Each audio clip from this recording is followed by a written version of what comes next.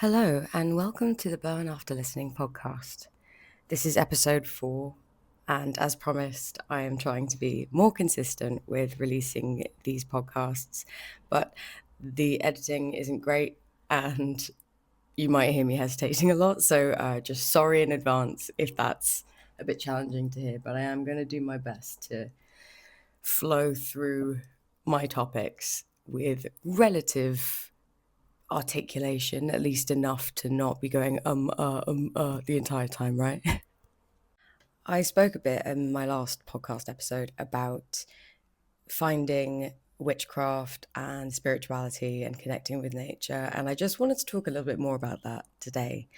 And I by no means am an expert at this. It was one of those situations that called to me completely.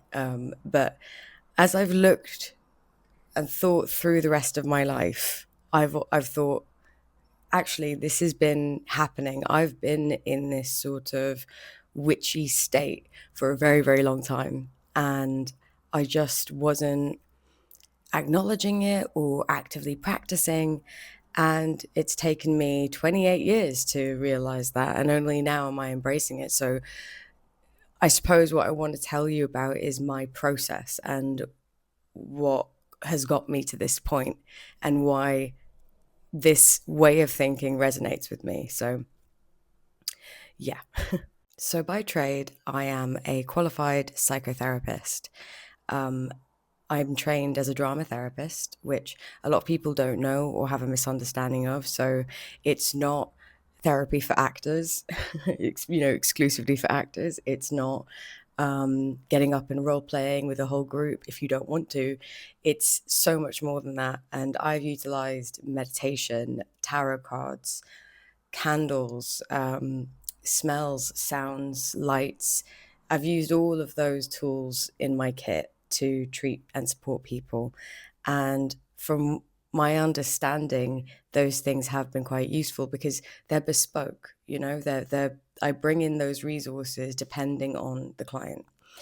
And then in my childhood, I was super interested in Wiccanism and crystals and anything remotely witchy. I read the House of Night series, which is famous for, I think one of the authors is a Wiccan or something like that. So, and I had no idea about that until really recently, which was really cool.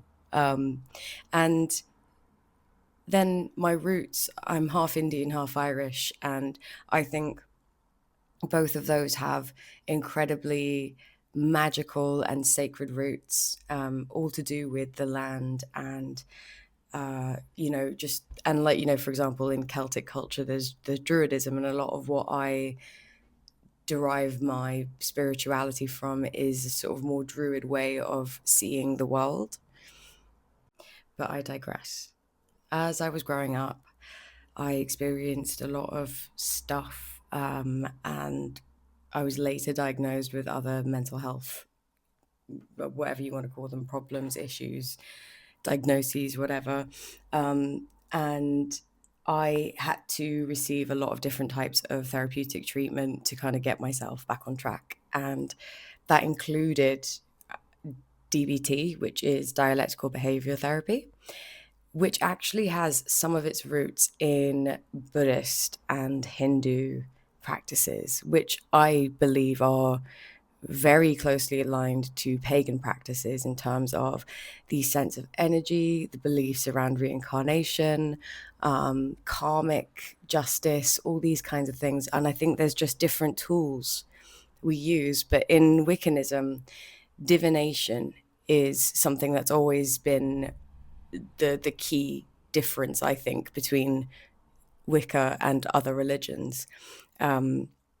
I've never really been someone that's drawn to religion. In fact, I think a lot of people that know me would probably describe me as a religious cynic because I have been very disillusioned with the world for a pretty long time. And I think for me to have found this is huge. because I didn't think it was possible for me to find something that aligned with me so well. Aligned? What am I saying?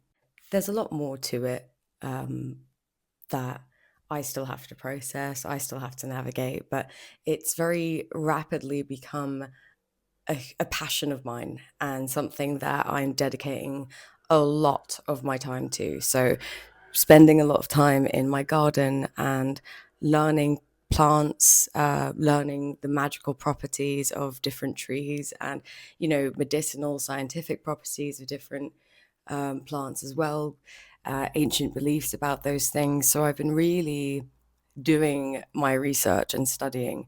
And I have to say, like, things like weaving and making things out of grass is something I really want to do. But so far, I am absolutely horrible at it. Like, it's,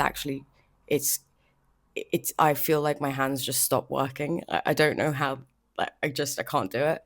It's very fiddly, but I'm not giving up yet. So, wish me luck. I think what happened for me is I really tried my best to integrate with, I suppose, capitalist structures of work and the 9 to 5 model, and I didn't survive it. It destroyed me, and I have realized over the past couple of months that I'm just not designed to function like that. It's something that I find so challenging, and it really burns me out. And I really admire anyone who's able to survive a 9 to 5 job or any alternative. I know a few people who work 7 to 6, like, these kinds of hours and regularly and kind of doing a lot of the same thing. I find that very admirable because it's something I've tried to do and it just broke me. So I think I had to realize that. And now I'm in this sort of limbo state of realizing, learning, this is my this is what I need in a workspace. This is what I need to feel passionate, feel motivated, to feel like working isn't a chore.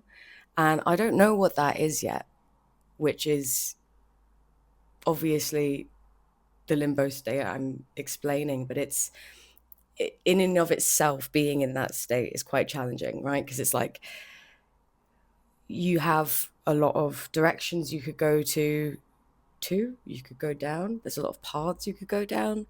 And it's almost that paralysis of, I don't know which route to take. And I've done that a lot in my life anyway. I trained as a performer for pretty much most